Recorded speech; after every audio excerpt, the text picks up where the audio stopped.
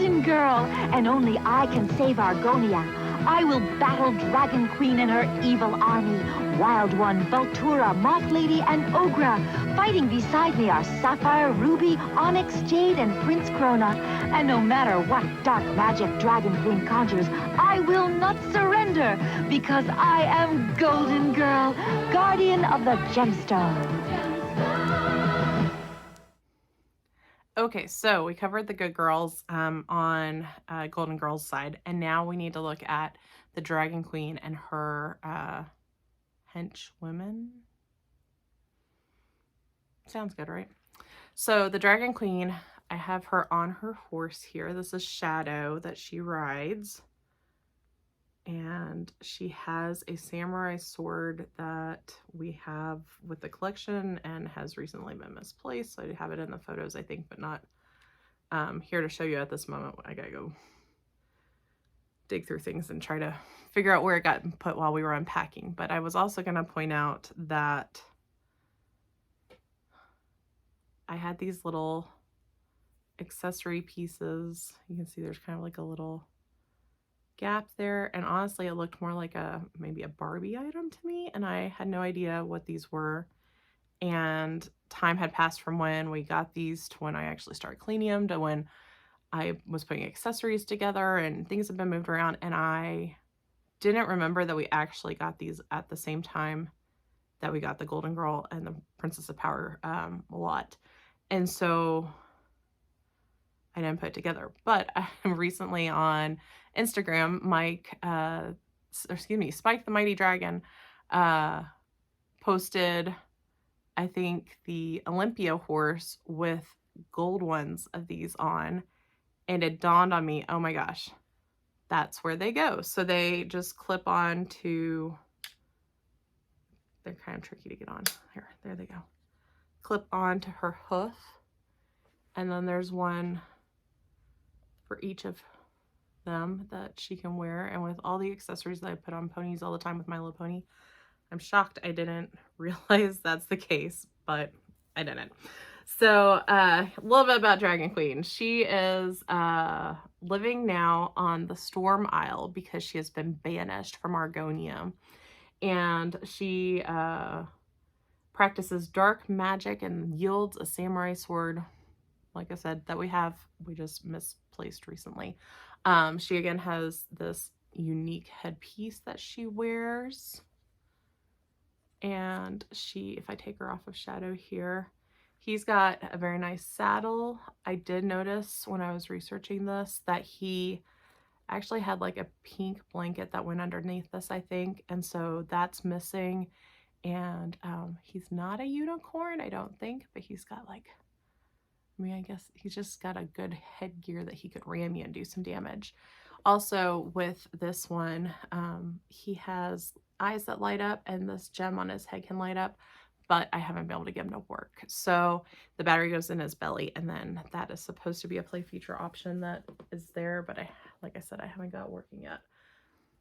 Okay, so let's look at our Dragon Queen here. She has the cape again that I talked about. They all have a cape. I think they're all like mostly two-toned, where there's two different colors. She's got a belt on that actually can hold her samurai sword over here. It has a little,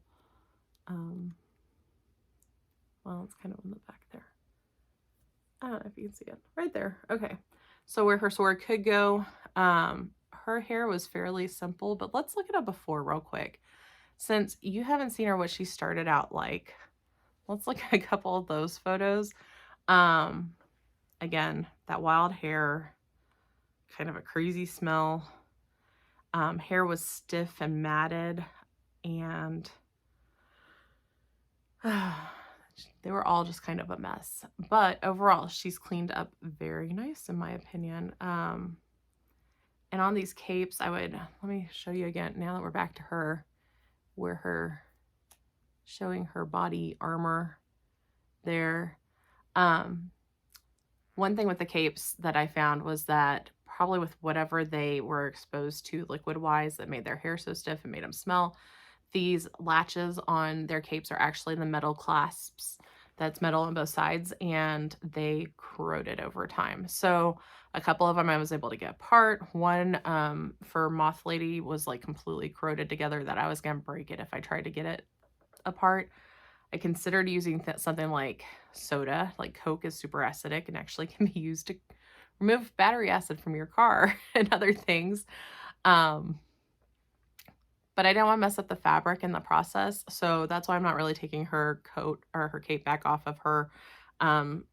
Basically the same thing with her armors. Now that I've put like belts on and things, I don't want to take those off because they tend to be kind of brittle and weak, and I don't want to damage anything since she's looking so much better. But for her hairstyle, she has these like too high ponytails, and lots of the pictures of various different types. Sometimes they have like a black rubber band, but I didn't have that available. And then I kind of just have one holding that center section together, and then this lays over that nicely when she puts on her, here, let me see if I can show it off a little bit better, her crown or her Dragon Queen headpiece and armor. So she has really interesting face paint, or I think that they're probably actually supposed to be more like tattoos. Some of the other girls have different design. This looks more like makeup, but the other ones look like they'd probably be more face tattoos. So to stay in line with everything, probably tattoos. That's just a guess. But there she is with her crown back on, and the full Dragon Queen after she got cleaned up.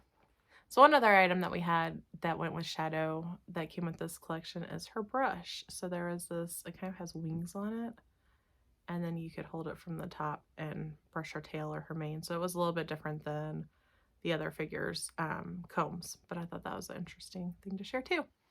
Okay, so up next we have Vultura, and she is the Sorceress of the Claw, or the Terror Claw? Yeah, the Claw. Sorceress of the Claw. She was a witch who was mean and wicked and performed spells on folks using her claw. And when she had free time, she would sharpen her claw for fun. That's what it says. So let's look at a couple of pictures of her before. So she did have like a wild, crazy hairstyle kind of to begin with. It was very 80s, like curly and big. But a little out of control when we got her. I actually washed her, and then I actually did individual curls back on her, trying to get kind of those natural curls back. But my final outcome is a little bit more calm of a look. So looking at her now, I did put her crown back in her hair, which it has difficulty staying, and I pulled back her hair into like a little ponytail holder to kind of control where it's going, but still give that volume and that look of what's going on. And then we got those curls back. I feel like maybe if she was teased a little bit, it would be closer to the original, but there's no going back from that and without starting all over. So I feel like this kind of stays. It was curlier and kind of fuller, you know, last time I finished restoring her, but it's held pretty well. She looks nice and clean this way at least, and a little bit more put together. She has that same black and red cape from, that's actually the same as like the Dragon Queen. She's got a bodysuit under here with she comes with a belt with like another saber place, but she comes with this spear. So I don't think it would go into that, but that was the design. I do believe I matched the right one up, hopefully. She's just got some kind of standard warrior boots, but that's kind of her look. And then her claw is her special feature. And just like Ruby's, it comes just off and then it clicks right back on her forearm. Yeah, there it goes. So it stays just kind of sitting on her arm. There is the way that feature works. So this was Vultura. Okay, so next up we have Wild One. She is one of the kind of barbarian characters. She's supposed to be a little bit more outdoorsy and unpredictable, I think would be a good one. So this is also, if you look at her face here and her leg tattoos, or maybe it's paint. It seems more like tattoos to me. So this is one where I was saying maybe they all kind of have a little bit of a tattoo aspect. She has her battle axe as her weapon, and she has this Viking hat that does not stay on her head. I've dropped it many times trying to get all the films and photos and everything of these figures. So she is the one though that I was talking about with the boots. Look at these. Wow, those are some boots. They got some creativity to them, and man, in real life, they would be dangerous because I'd probably poke myself more than anybody else, but that's part of her design. And then she also, for her cape, I guess this is the only one that isn't kind of like a two-tone cape, but it is like fuzzy terry cloth on the outside, and then on the inside it's smoother. She does have some places of wear where it's thinned out, but I will say in those original photos, let's look at those real quick. Those original photos, her cape was stiff as a board, and you could like bang it on a table and it wouldn't budge. It didn't fold, it didn't bend. It kind of made me want to gag just because it was like, what has happened to this that is so hard and crunchy and solid? So that was just the cape. Then she also had her hair, and her hair was all over the place. It's crazy. She needed a good bath. So coming from that to where she is now, you can see how nice and soft and flowy her cape is now. So if she's in the wilds of Argonia, she can have her cape billowing around her. I like her bright blue teal color pops that she has going on here, and she's got details with like feathers and wristbands, and I think she just has a lot more going on with her. So she's kind of a fun character. I tried to get similar to her original hairstyle where she kind of had two pigtails, I think, and they had like ribbons on them. I don't want, when I clean dolls up and I replace things like the ribbons, I don't want them to look exactly like the original so that they're not mistaken as me trying to say this was a minty, you know, original figure. No, she's been cleaned up. This is an original, but tried to make it as close as possible to kind of, and it was kind of a unique design to try to figure out what to do with her hair and get it to that point. I would say that her hair with the ribbons and then doing Entrapta when she has her full long flowy locks are probably the trickier hairstyles I've done on dolls so far for these little ones. But okay, so Wild One, what do we know about her? She was a fierce barbarian huntress. She was swift and sure and agile, just like the savage animals of the Northlands, which I think is the Northlands of Argonia, but didn't say that. Again, I'm working with that map here. That would help.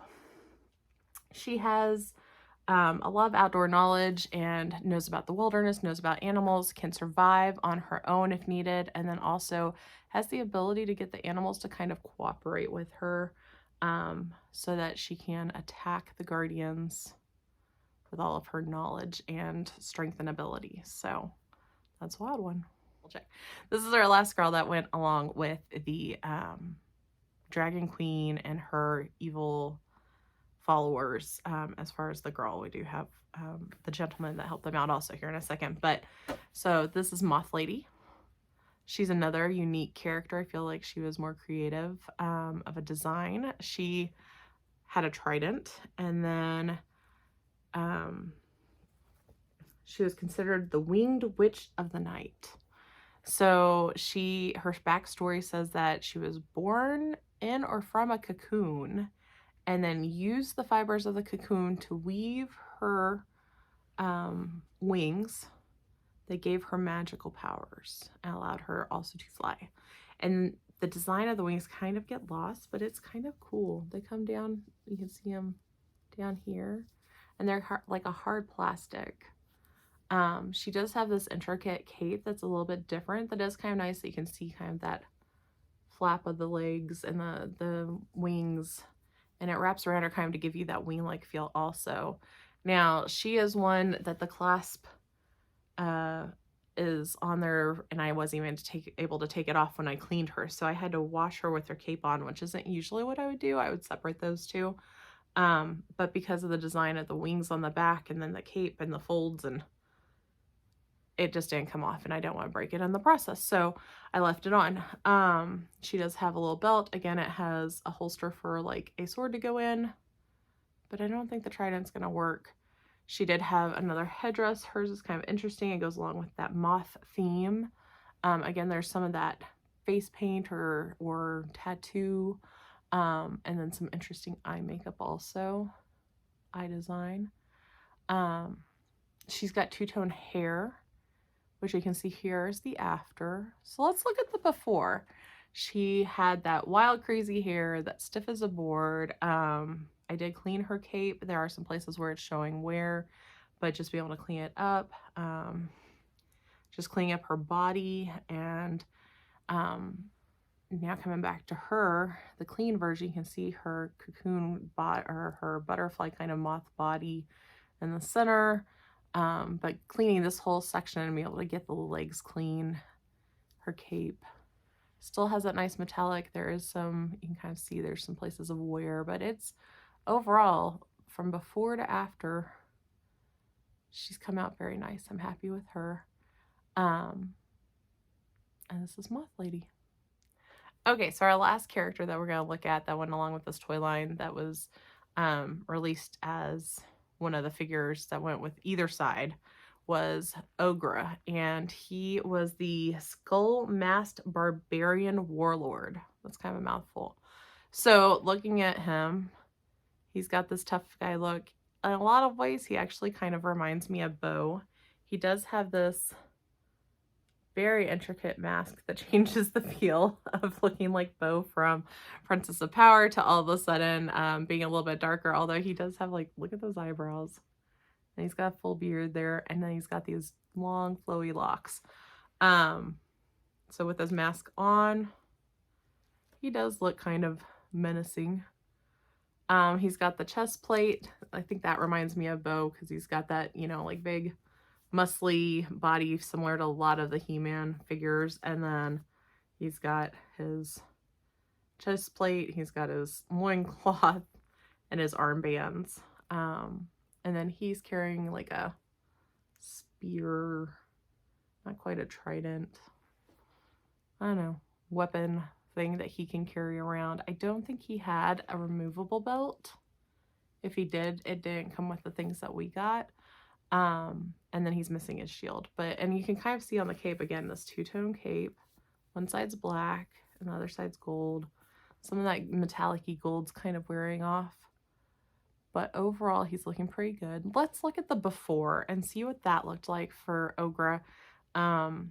His backstory, he was the leader of the barbarian hordes. He was mean and powerful warlord that joined the forces with the Dragon Queen periodically to work on invading Argonia and trying to regain power there also.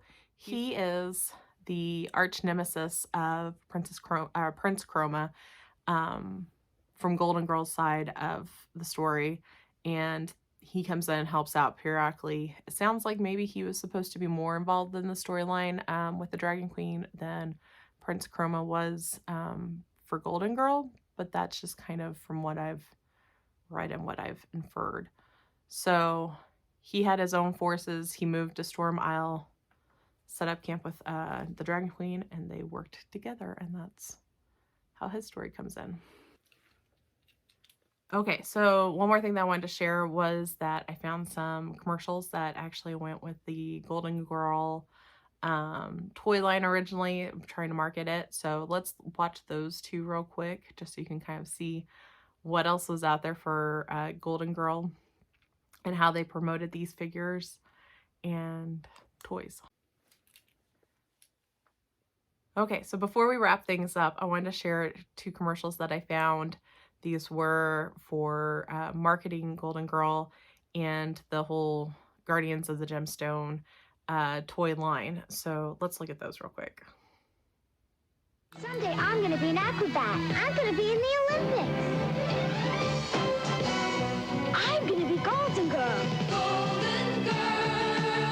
And have flowing blonde hair, a magical shield and sword. Together with Ruby, Jade, and Onyx, we'll defeat Dragon Queen, Wild One, and Voltura. Golden Girl and the Guardians of the Gemstone, each sold separately, new from Galoob. Someday I'm gonna have a fancy skating outfit. Mine's gonna have sparkles and diamonds.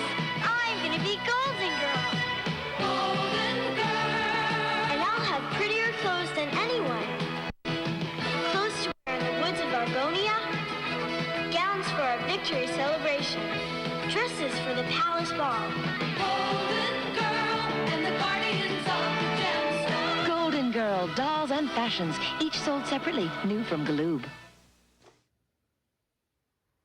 That wraps up what I have to share with you for what I learned about the Golden Girl toy line, the before and afters of this restoration process. I think they turned out pretty good. Remember, your toys need a bath after 40 years. We all do. So if they haven't been cleaned up, start there. Restoration, sometimes can be very simple, and then it makes a huge difference. And if you're unclear, you don't know what to do, shoot me questions, comments. You can always reach out to us at our email and or on Instagram here. I'd be happy to talk to anyone and see if I can give you a couple pointers on what I know about cleaning up toys and what products I've used and have found work the best. But don't just get rid of things because they look dirty, or don't take the opportunity to improve them because you think it's going to be too hard or too much trouble. I've had great success, and I don't think there's anything that I've tried cleaning so far that I feel like I at least made some improvement, and it ended up being worthwhile, no matter if it was a really good improvement or just a little bit. It definitely helps. So if you find those toys that need a little extra love, go ahead and give it to them. Totally worth your time. Hope you enjoyed this. Follow us so you can help us build up the channel.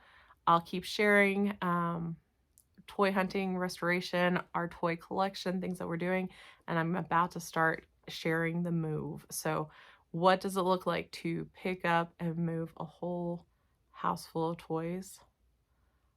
I'll start updating you on the whole process here soon. Thanks for watching. Have a great day.